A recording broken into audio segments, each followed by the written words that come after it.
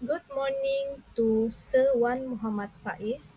So today our group will present on analysis of corporate financial performance, a trend and comparative study between Nestle Malaysia Berhad and Apollo Food Holdings Berhad. This is our group member consists of Dean, Ediana, me myself, Esther, and Hazel. I will present on background of Nestle Malaysia Berhad and Apollo Food Holdings Berhad. For the first one is Nestle. It was founded by Henry Nestle in 1886, which it is the world's largest food and beverages company known for its focus on nutrition, health, and wellness. With a presence in 186 countries, it employs over 293,000 people worldwide. Nestle came to Malaysia in 1912, opening its first office in Penang, and in 1939, the company set up its headquarters in Kuala Lumpur, and in 1962, it opened its first factory in Petaling Jaya, making products like Milo, sauces, and powdered milk. So for today, Nestle Malaysia has six factories, over 5,000 employees, and produces more than 500 halal certified products, including popular brands like Milo, Maggi, Nescafe, and KitKat. Nestle has been part of Malaysian households for generations, staying true to its mission of improving quality of life and providing good food for a better future. The next one is background of Apollo Food Holdings Berhad. It was established in March 1994 as a Malaysian holding company. It provides management services to its subsidiaries and specializes in producing chocolates, chocolate confectionery, and desserts like wafers, sheet cakes, sandwich cakes, and Swiss rolls. The company's headquarters is located in Johor Bahru. Liang Chiang-heng, a Singaporean, has been with the Apollo Group since 1979. He played a key role in the company's rapid growth and was appointed managing director on 20 March 1996. Later, he became executive chairman on 21 July 1998. Mr. Liang holds an honorary PhD in business administration from Wisconsin International University. At 69 years old, he continues to contribute to the business and serves on the boards of several private companies. As for financial ratio analysis, we are asked to compare between 2019 until 2023. For liquidity ratios, the basic rule is higher ratios are better as they represent higher ability to pay. And under liquidity ratios, we have current ratio, quick ratio, and net working capital. For current ratio, it looks like Nestle is better in 2022, which is 0.71, and for the quick ratio, it is better in year 2019, which is 0.31 times. It is higher than the other years. But as for net working capital, it looks like that from the 5 years, Nestle have negative net working capital, which means that it was mm, which means Nestle was not able to pay its short-term obligations. For activity ratios, it indicates how efficient the managers use the available resources in order to generate sales and its contribution towards the company's achievement of the firm's goal. Under activity ratios, we can see that inventory turnover and total assets turnover are better in 2019, which it is higher, 6.2524 times for 2019 and 2.02 times, which is the same 2019. For the fixed assets turnover, we can see that it is better in 2022, which is 3.41 times higher than the other years. And for the SCP, average collection period, it is better in a lower ratio. So the better is in 2023, 23.64 days.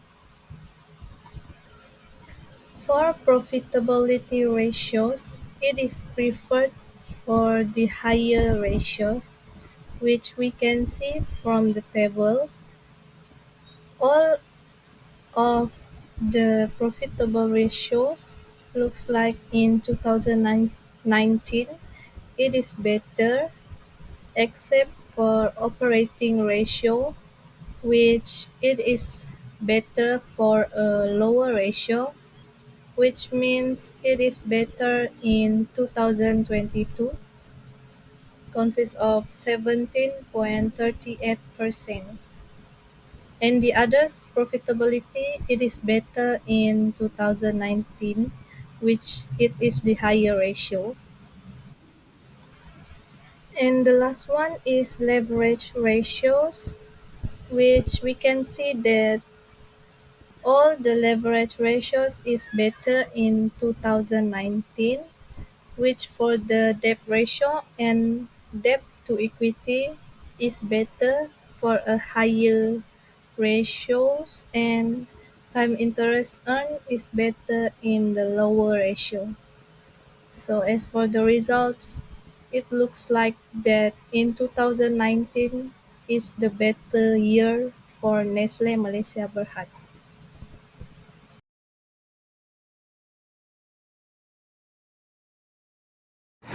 My name is Esther Awang. I will present the financial ratio analysis Nestle Malaysia Berhad. First of all, liquidity ratio. The liquidity portion of the companies, as reflected by the current ratio and quick ratio from 2019 to 2023, indicates a continuing downward trend. Specifically, the current ratio, which measures the company's ability to cover its short-term obligation using its current assets, has decreased steeply from 0.65 in 2019 to a low 0.61 in 2023. This decline suggests that the company may face increasing challenges in meeting its short-term liability with its available assets. The quick ratio, which is a more stringent measure of liquidity as it includes inventory from current assets, has shown a continuous decline from 0.31 in 2019 to a critical low 0.22 in 2023.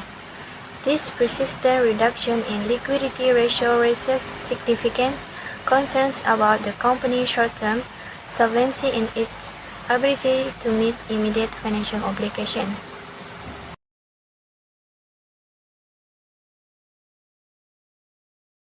Next, activity ratio. The company operational efficiency and asset management can be seen from the financial data between 2019 and 2023. The inventory turnover showed different trends, reaching its highest point in 2019 and then decreasing, which indicates changes in how well the company manages and sells its inventory. The average collection period also showed big changes, peaking in 2019 and then declining again in 2023, suggesting changes in the company payment practice. The fixed asset turnover has remained fairly stable, which suggests that the company is consistently efficient in using its fixed asset to generate revenue. The total asset turnover has seen a slight increase, indicating that the company is becoming more efficient in using its total asset to generate sales.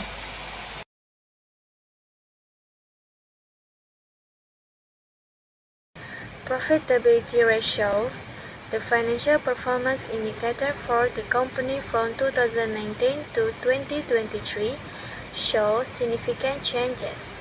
The gross profit margin dropped sharply from 37.58% in 2019 to 31.64% in 2022, suggesting less efficiency in generating profit from sales. The operating profit margin had large changes, reaching a height of 19.53% in 2019 but then dropping significantly in 2023.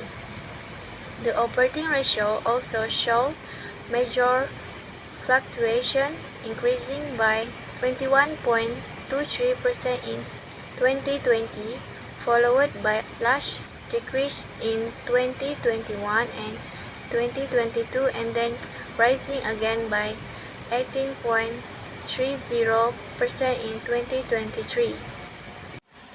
The net profit margin increased by 12.19% in 2019 but then decreased in 2023. The return on assets showed significant changes, with a big rise in 2019 followed by a decline in 2022.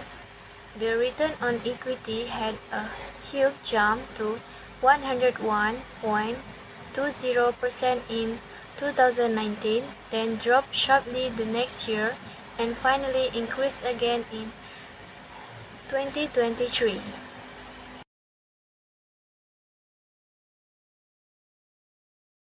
Leverage ratio. The financial data show a concerning trend for the company from 2019 to 2023. The debt ratio increased by 82.38% in 2022, but then saw a significant decrease in the following years.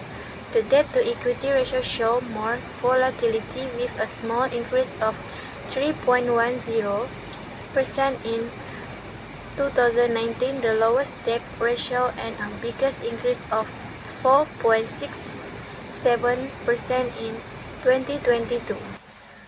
The time interest earned ratio has fluctuated a lot, with a very high peak in 2019, followed by a sharp decline in the following years, reaching a low of 15.50% in 2023. This low ratio suggests that the company may face difficulty in meeting its interest obligation. Thank you, Esther. This is the financial ratio analysis for Apollo Food Holdings Berhad. From liquidity ratios, we can see that it is better in 2023, which all the liquidity ratios is higher on 2023 other than the 2019, 2020, 2021, and 2022. For the activity ratios, um, average collection period, fixed assets turnover, and total assets turnover is better in 2023, but for the inventory turnover, it is better in 2021, which is it is better in the higher ratios. And for 2021 is 9.29. Under profitability ratios, it is better in 2023 except for the gross profit margin, which the higher ratio is in 2020. And the last one for leverage ratios, it is better in 2023, which all the higher ratio and lower ratio is under 2023. And for the conclusion, it means that financial ratio for Apollo Food Holdings Berhad is mostly better in 2023.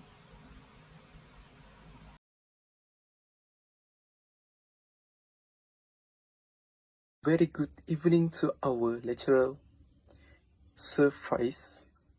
Today I will present liquidity ratio of Apollo Foods. Apollo Food from 2019 to 2023 indicate the current ratio, which show the company to have an exceptional ability to meet short-term obligations. The current ratio has remained high, with its ratio rankings from 15.71 in 2019, 16.65 in 2020, but it decreased in 2021 where the amount is 11.14. In 2022, the amount increased higher than 2021 where the amount is 80.07 and 20.33 in 2023, indicating a strong positive position of current asset compared to current liability. For liquidity positions of Apollo from 2019 to 2023 indicate the quick ratio, which highlight a solid ability to cover short-term liabilities without depending on inventory. The quick ratio remains strong where the value between 14.11 in 2019, 15.06 in 2020, but decreased in 2021 where the amount is 10.0 and increased again in 2022 to 15.54 and 16.97 in 2023, demonstrating a strong capacity to meet short-term obligations without relying on inventory.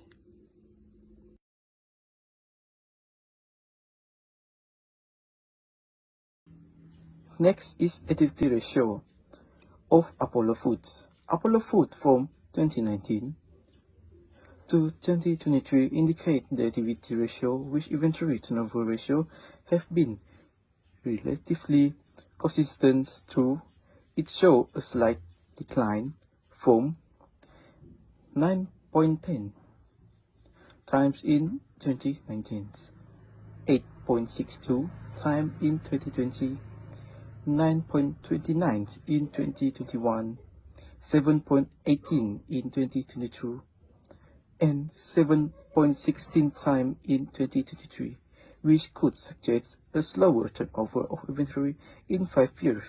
The average collection period improved in 2023, dropping to 38.08 days from 56.52 days in 2019. It started from 2020, where it dropped to 54.10 days and continued to drop to 50.55 days in 2021. But the average collection period in 2022 started to become higher than the year before, where it increased by 7.25 days, where it showed a total of 57.18 days in 2020. The average collection period at above indicating a faster collection of receivable. Total asset turnover ratio improved from 0.71 in 2019 to 10.0 in 2023, reflecting more efficient utilization of assets in generating sales. In conclusion, the company has demonstrated a significance of improvements in the utilization of its fixed asset and total assets over the past 5 years. It's a marked increase in the total asset turnover and fixed asset turnover ratio.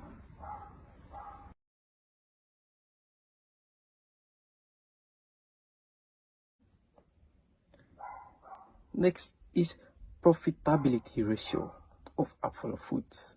Apollo Foods is indicates gross profit margins fluctuated over the periods, peaking at 36.23% in 2020 and falling to 20.25% in 2022, before recovering to 35.15% in 2023.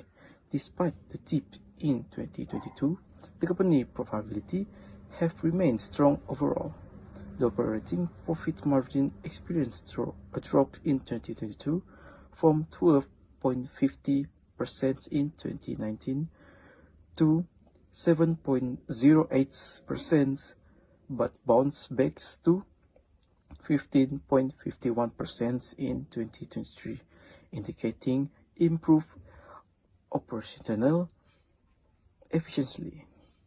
The net profit margins show a similar trend, declining to 5.30% in 2022 and recovering to 12.31% in 2023. The return on asset (ROA) and return on equity (ROE) ratio followed a similar patterns, with a decline in 2022 and notable improvement in 2023, ROA from 4.09% to 12.36% and ROE from 4.40% to 13.27%.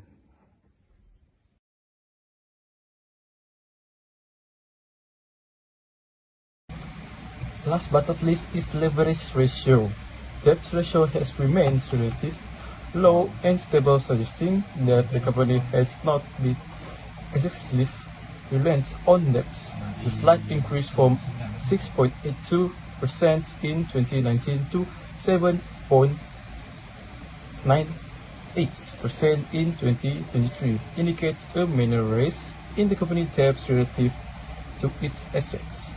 This increase, although not drastic, could suggest a slight shift in the company financing structure, which is potentially taking on more debts to fund expansion or investments.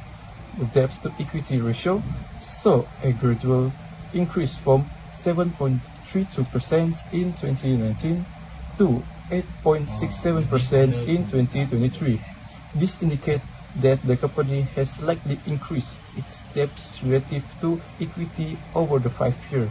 However, the ratio remains quite low, which suggests that the company is not highly leveraged. Despite the increase, the ratio is not still considered low by most standards, implying that the company maintains a strong equity base compared to its debt. The time interest earned ratio in 2023 is 5.03, which represents an improvement over the previous year, especially compared to 3.18 2021 and 3.90 in 2020. The ratio indicates that the company has more than enough earnings to cover its interest expenses, providing a cushion against financial stress, while the ratio is not as high as it was in 2019, where the amount is 11.18. The 2023 figures show that company have recovered from a period of lower coverage in 2020 and 2021 and has managed to stabilize its ability to meet interest obligation.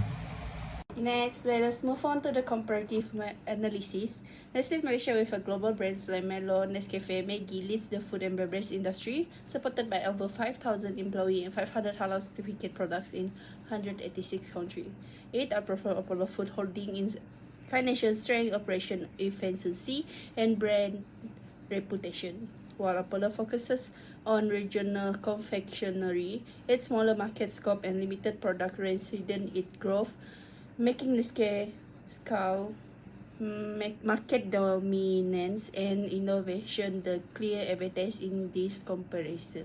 For the conclusion for this assignment is Nestle Malaysia and Apollo Food Holding highlight the diversity of the food industry. Nestle is a well-established household name with a diverse product range and strong market presence, but faces challenges in liquidity, profitability, and debt. Apollo, focused on confectionery, has solid liquidity and potential for growth despite operational challenges.